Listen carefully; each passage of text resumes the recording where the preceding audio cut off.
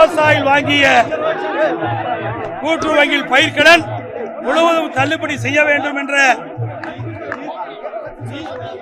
நிலையும்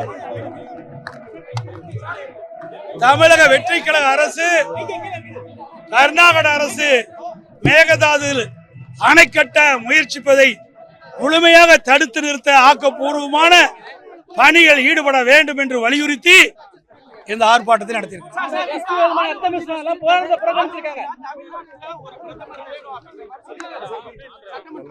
அவர் கனவு வாங்கலாம், அவர் கனவு தான் வாங்க முடியும். 100 நாள் ஆட்சியில மக்களுக்காக எந்த ஒரு புதிய திட்டமும் இல்லை. எல்லாம் ரீல் விட்டுக்கிட்டு ஆட்சி தான் பார்க்குறோம். 100 நாள் முதல் 100 நாள் ஒரு ஆட்சி பொறுப்பேற்று முதல் 100 நாள் தான் இந்த ஆட்சி திட்டங்கள் எப்படி போடுறாங்க, அதனால் மக்களுக்கு என்ன நன்மை கிடைக்கும் அப்படின்னு மக்கள் பார்ப்பாங்க.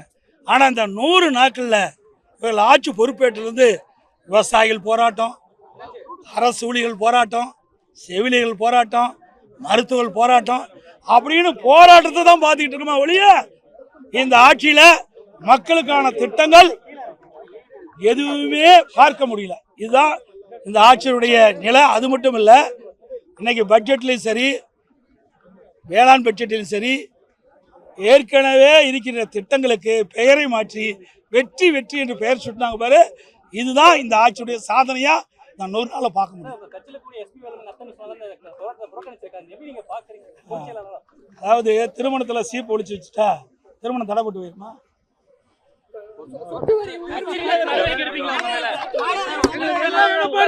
இதையெல்லாம் உள்ள பேச வேண்டியதெல்லாம் பொதுல பேசணும் சார். இதெல்லாம் அதான் சொல்றேன். இது இன்றைக்கு கூட்டம் வேற, அதை பத்தி கேள்வி. இதுதாங்க ஆரம்பம். இன்னும் பாருங்க எவ்வளவு வரி உயர்த்த போறாங்க. இந்த அரசாங்கம் அமைத்த பிறகு சொத்து வரி உயர்த்திட்டாங்க. நீ எந்தெந்த வரியெல்லாம் உயர்த்துவாங்கன்னு பொறுத்திருந்து பாருங்க. ஏன்னா கடன் அதிகமாயிட்டது. இந்த பட்ஜெட்டில் இதற்கு முழுமையான விளக்கம் இந்த அரசாங்கத்தில் அளிக்க முடியல.